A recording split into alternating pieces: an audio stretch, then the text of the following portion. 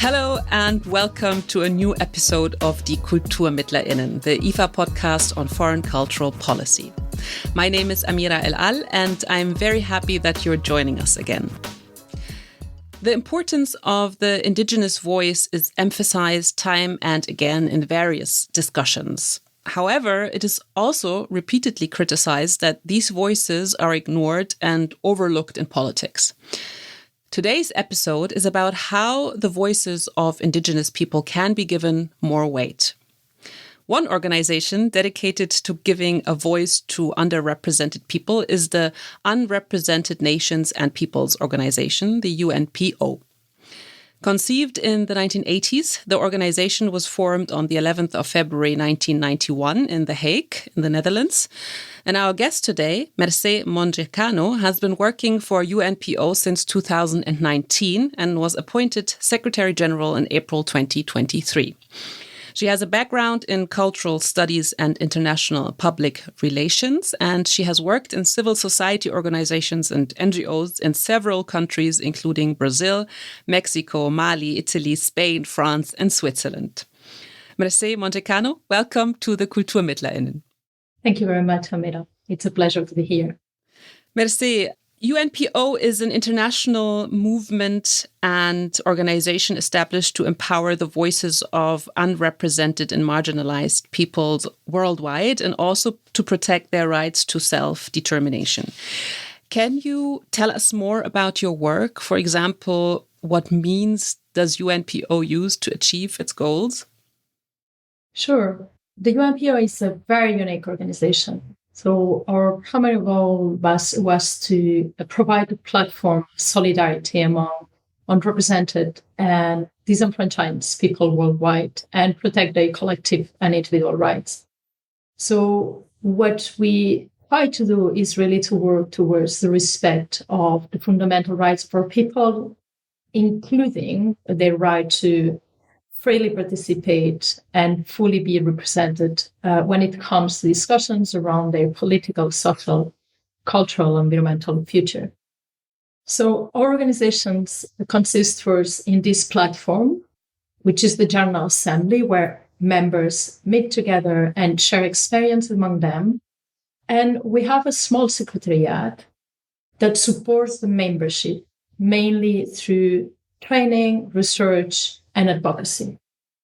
What is important also to say is that it's very, very difficult for us to work in individual cases. To give you an idea, our membership is very large. We have more than 40 nations and peoples worldwide, representing over 300 million people, lacking true representation in domestic or international forums.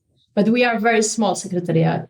So what we try to do is to analyze cross-cutting issues affecting several of our membership and work together with them around common specific challenges.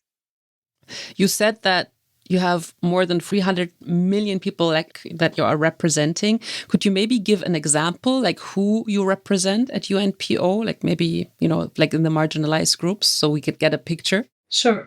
The peoples that are represented within our membership are very different. We have indigenous peoples, we have minorities, we have states with limited regulation and colonized territories. Their struggles and the aspirations are very, very different, but they are really united around this issue of being denied equal representation. We have currently a strong presence in the Asia-Pacific, Middle East, and Africa, having also a couple of members in Europe and North America. I cannot mention all of them, but I can give you, for example, a few examples like the Tibetan and the Uyghur people who are founding members. We have also indigenous people such as the Hmong in Laos, the Khmer Krom in Vietnam, West Papuans in Indonesia. We have also minorities. For example, we have 4 minorities in Iran, 2 minorities in Pakistan, and we work also with a state in Africa with, for example, the Haratin people, Oromo in Ethiopia, several minorities in Nigeria. We have also people living in occupied territories, such as the Crimean Tatars, that unfortunately, as we all know, are now occupied by Russia.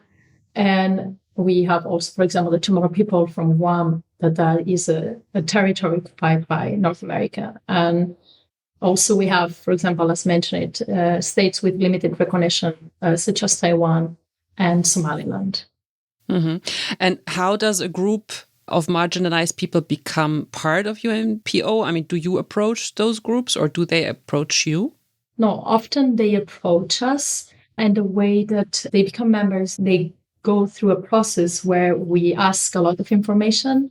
We do an in-depth analysis from the Secretariat, looking at making sure that the potential member fulfills the criteria of being a UNPO member.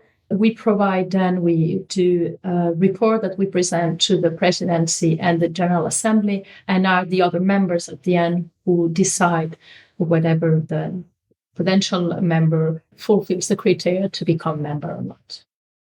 And are there also nations or peoples that prefer not to be represented in an organization such as UNPO? I mean, I read that, your members are required to be nonviolent. So is there maybe also groups that do not adhere to this, and that's why they don't even, want to become members? For me, it's difficult to know who doesn't want to become member of the organization, but I'm sure that definitely there is people that prefers not.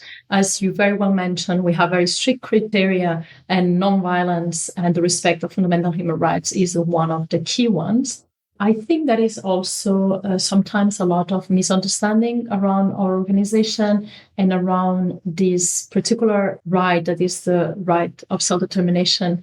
And it is a right around which there is a narrative that has been built, particularly by national states, that are framing this right as a right that leads to conflict, to separatism, to terrorism, when actually it is a key element for peace and sustainable development. And so it is the non-respect of this right that leads to conflict and not the other way around.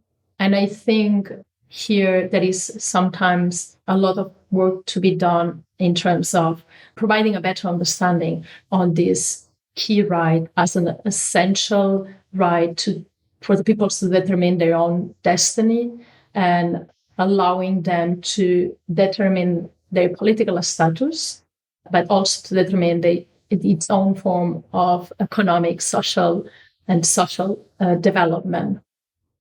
So that is interesting because it leads us to the fact that you also have former members, such as Armenia, East Timor, Estonia, Latvia, Georgia, and Palau. I think some of them also were founding members.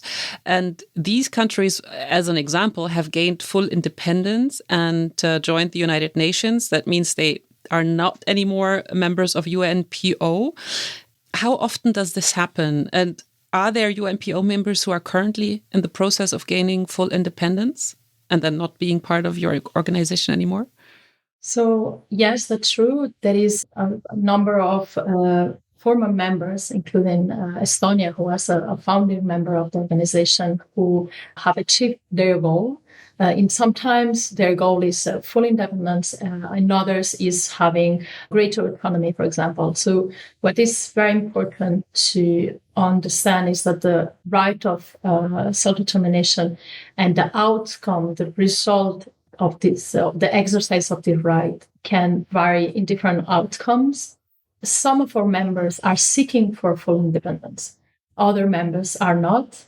What is important on the exercise of this right is the right of process, the right to participate, to express, and to engage for the right and for the outcome for what the member wants to achieve.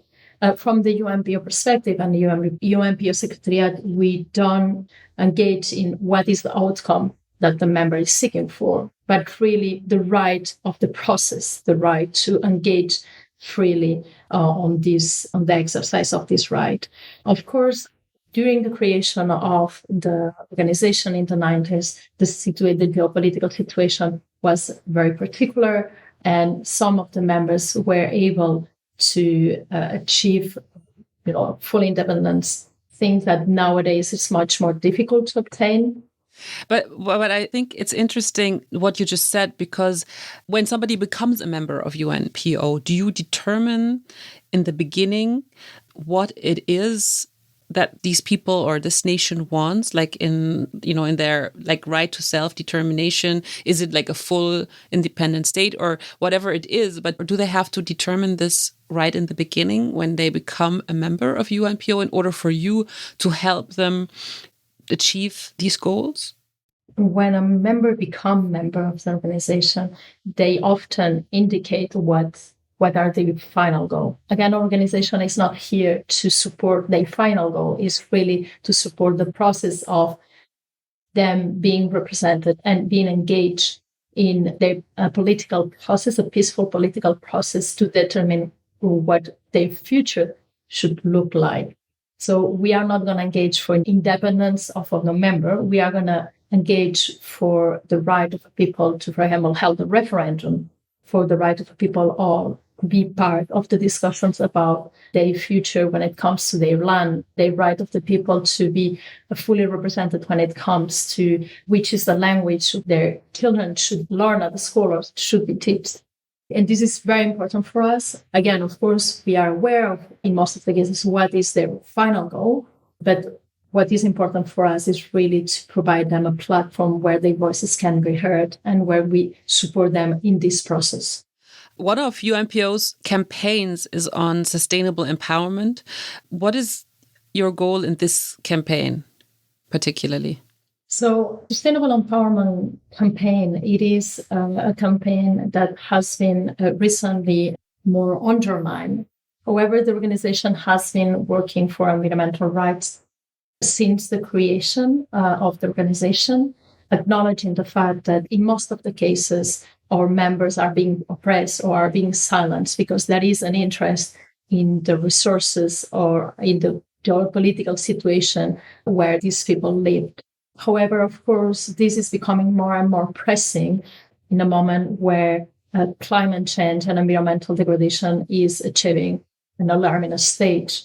So what we want to provide through this campaign, which we call, which is going to be around environmental climate change and the intersection with the right of self-determination and the right of participation within the discussions around these issues. We aim to try to facilitate the engagement of UNPO members within international discussions around what would be our common effort to combat climate change and environmental degradation. So our point of view is that this is at the interest of everyone nowadays to come together to try to creatively think and realistically think also what are the solutions that we need to implement right now, what are the changes that we need to implement in order to face all together and what is right now already being one of the big threats for the entire humanity, that is the climate change and environmental degradation. So it's really what we want is the UNPO really wishes to promote this dialogue between all global stakeholders and encourage the ones that are being left behind to be part of the table. And how does the international diplomatic community react to this? Do they accept the advocates' suggestions and this effort that you're making? So unfortunately, unrepresented peoples are under threat and are being persecuted worldwide. It has been an increasingly difficult and international forum to have our members safely engaging.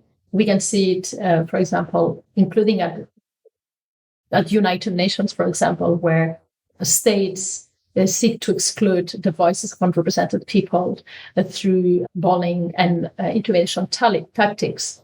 So across our membership, the communities and the activists are being subjected to reprisals. And this is something that we can see also not only in United Nations, but any key international forum that is taking place. Particularly environmental activists have been targeted. And this is also, when it comes to communities or peoples, there is a particularly willingness from states, national states, and also key actors like big companies, big international companies, that what they seek is to silence the voices of people that are claiming the rights to land, the rights to protect the land and to protect the environment where they live. So what can you do in order to help them that this doesn't happen, that, that countries, companies, whatever is trying to silence the voices of these people to protect their lands? What is your role? How can you help them that they have a voice and that they are not silenced? So what we try is to engage in different ways. First of all, the way I understand the Secretariat of the UNPO is really a bridge. So it's really what we try to do is see how we can support our members to directly engage, but we try also to see when there is a risk of engagement, how we can facilitate their participation or the raising of their voice in the forums without exposing or at least minimizing the consequences of their exposure. So, for example, and this we can do it in different ways. So, sometimes when, for example, we bring complaints to the UN human rights mechanisms, for example, about the abuses of human rights. So, human rights abuses that communities are suffering, and we know that the communities on the ground are very exposed. Instead of exposing it through the individuals that are being victims directly, we do it on their behalf. So we participate on the meetings, or we are the ones who bring the complaints on behalf of them. So we really try to be a bridge. We also work a lot with the diaspora.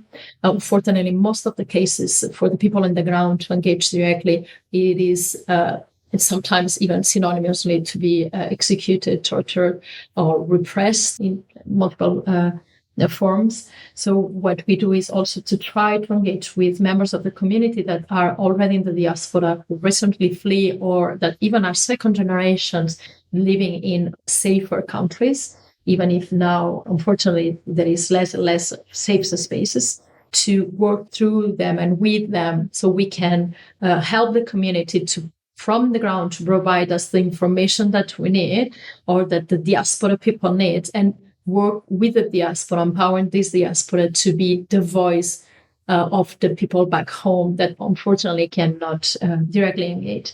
However, this is being more and more difficult because including one of the trends that we see is that including in safe spaces or safe haven, what we can believe that Europe is for a lot of diaspora communities, we see authoritarian states engaging against citizens that are bringing the voices of the people that are in the ground. So authoritarian states are really engaging against activists at the international forum located in Europe or in the US.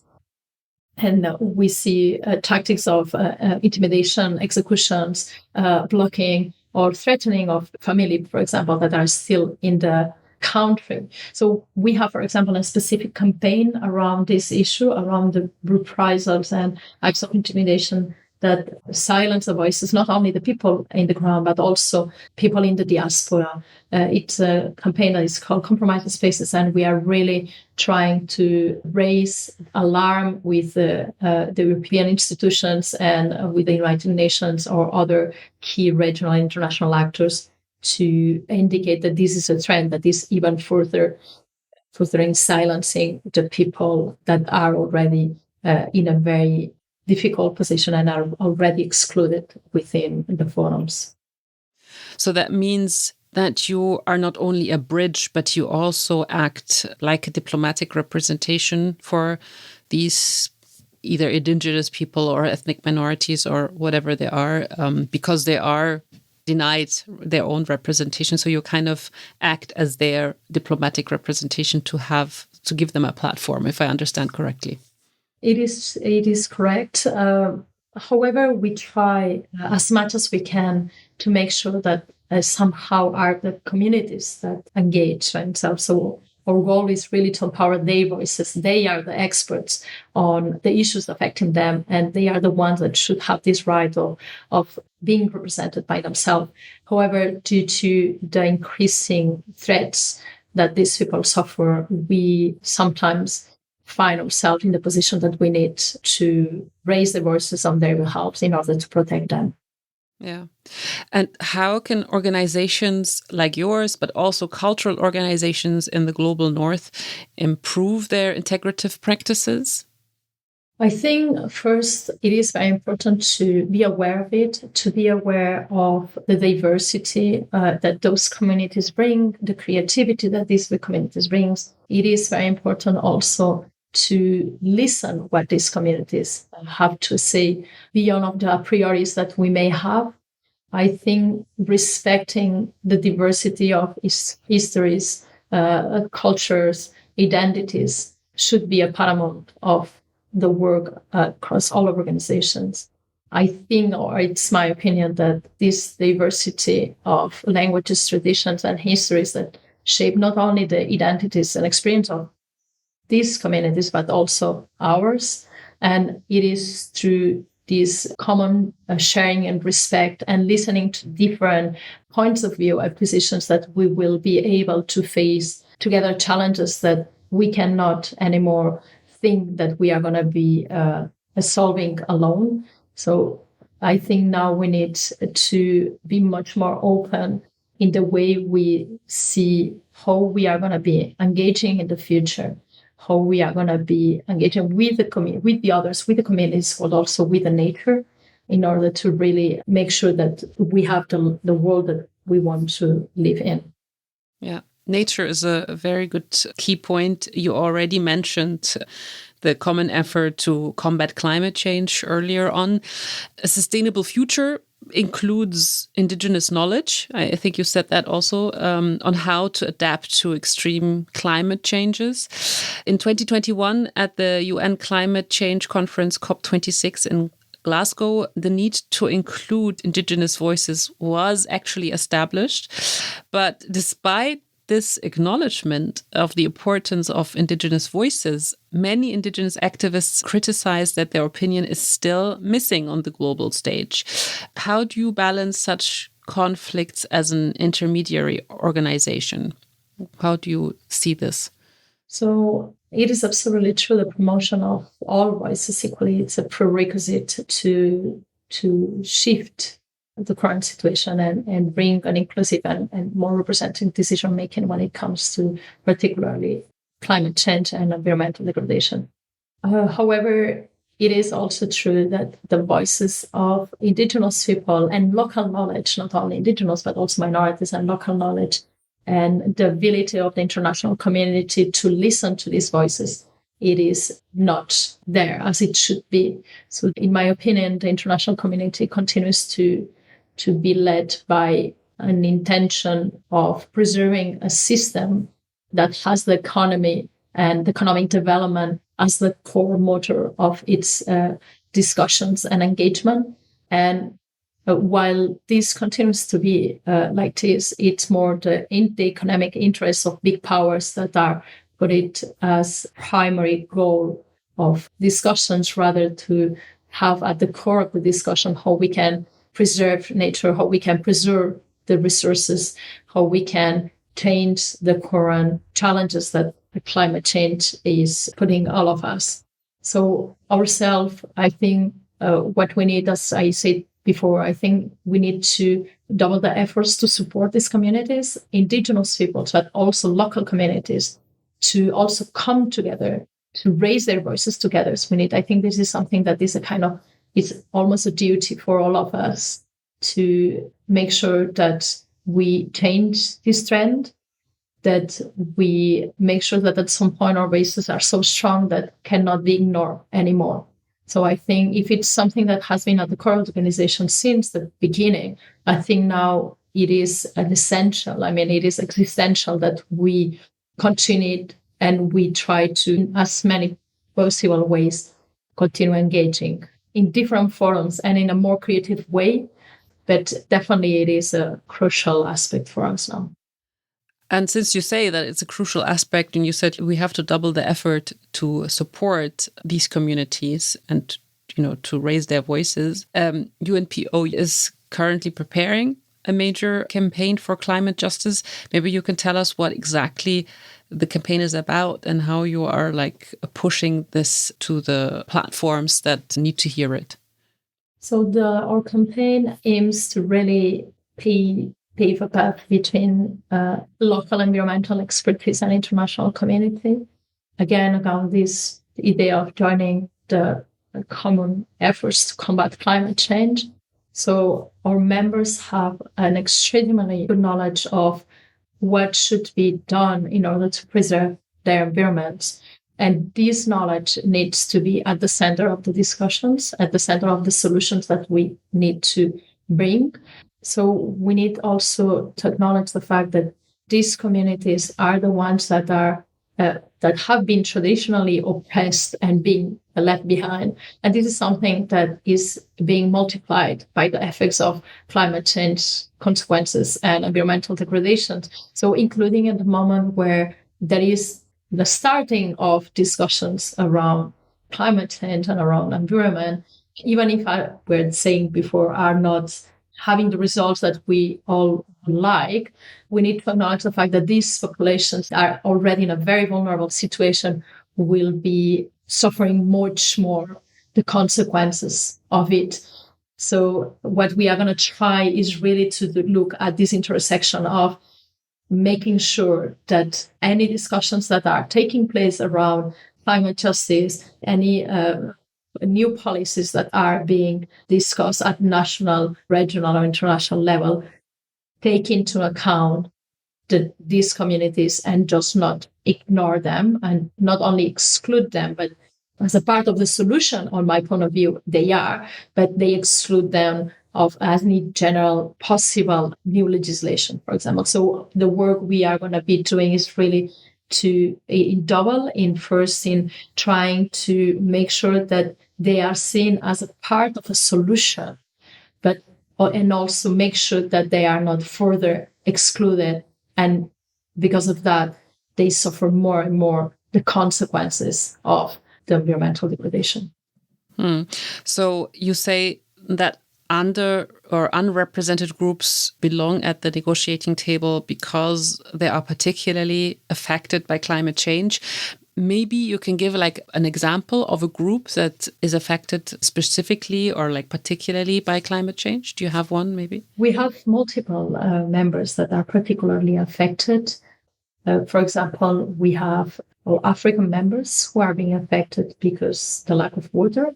So Somaliland, for example, which is a state with limited recognition, suffer of difficulties in terms of water and scarcity. However, because it's not a recognized state, any development support is going through Somalia and doesn't necessarily arrive to the peoples that are living in Somaliland, which means that then geopolitics and the dynamics of the geopolitical game have dire consequences on the ground, and the resources that these people on the ground can receive to face issues like water scarcity. We have also, for example, Khmer Krom in Vietnam, who are seeing who live in the delta of the Mekong River, that see, for example, a salinization of the water on the delta that, of course, deeply affects their agriculture. And because they affect, they cannot control the resources of their land, the possible solutions that they would implement are not being supported by the government. We have also cases of, for example, the Awazi Arabs in Iran, where they are being obliged, for example, to plant one specific plant that's called Conocarpus, that it is not an indigenous plant.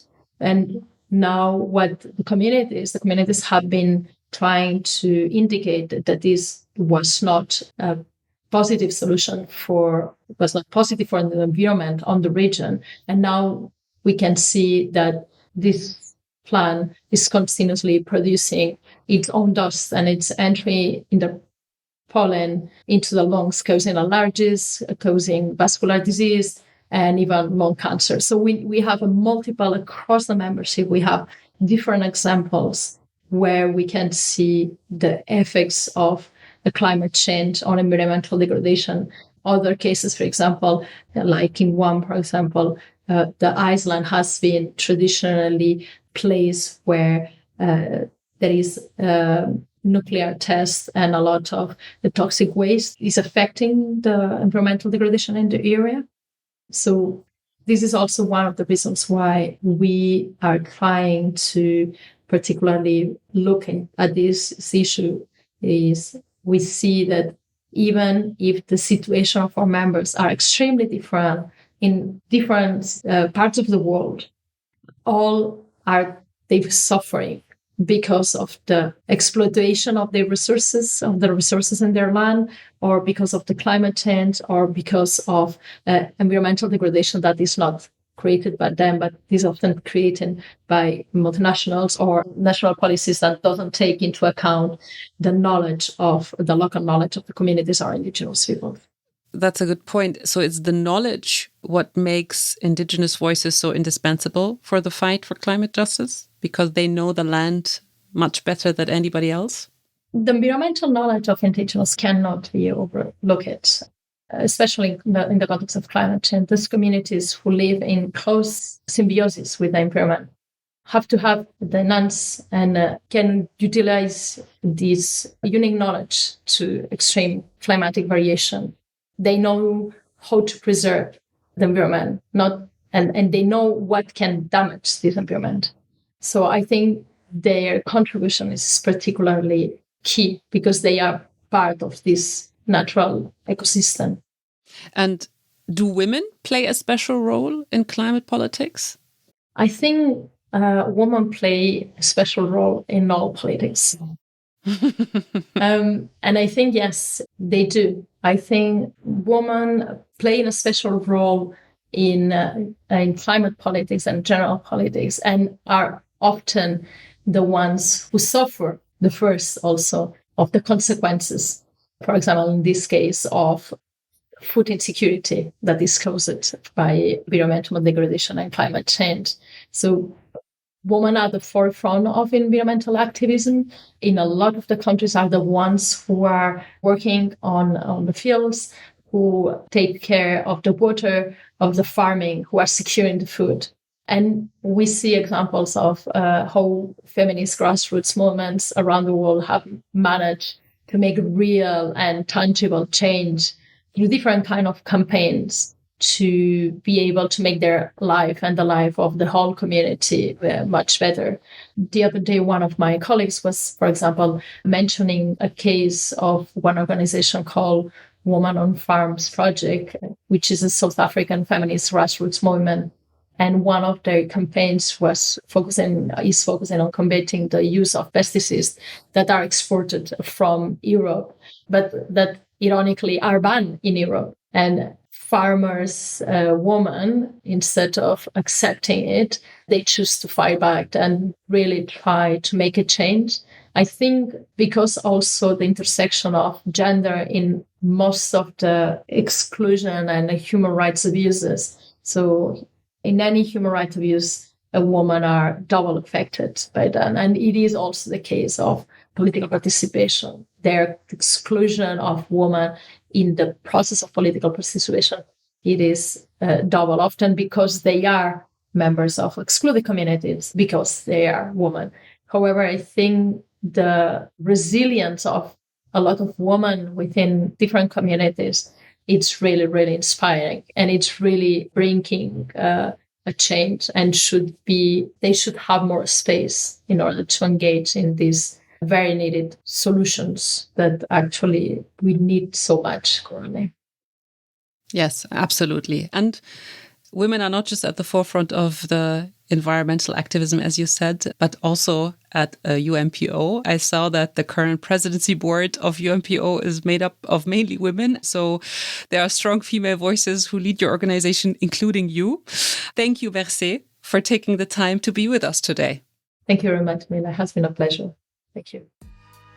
That leads us to the end of this episode. If you enjoyed it, please feel free to recommend die KulturmittlerInnen to others. You can listen to over 60 episodes on topics such as Myanmar, press freedom, and feminist foreign policy. You can do this wherever you listen to your podcast, and you can also subscribe to our podcast there. That way, you won't miss any of the upcoming episodes. Also, I would like to draw your attention to the Kulturaustausch magazine. The next issue will be published in April with a focus on indigeneity. You can find out more about the magazine and order it in the shop at www.kulturaustausch.de. You can also find the link in the show notes, where you can also find the link to the IFA profiles on Instagram and LinkedIn. And if you would like to find out more about the Institut für Auslandsbeziehungen, visit our website, ifa.de. If you have any questions or comments about the KulturmittlerInnen, please send us an email to podcast@ifa.de. With that, I say goodbye. My name is Amira El Ahl. Thank you for listening.